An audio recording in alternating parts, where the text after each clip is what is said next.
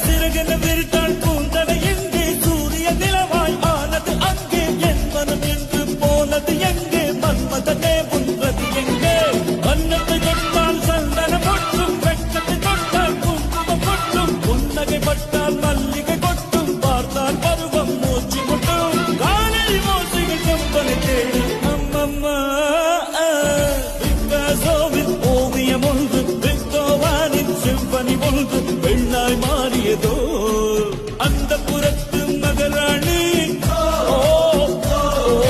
அந்த புறத்து மகராணி அழகிய லேலா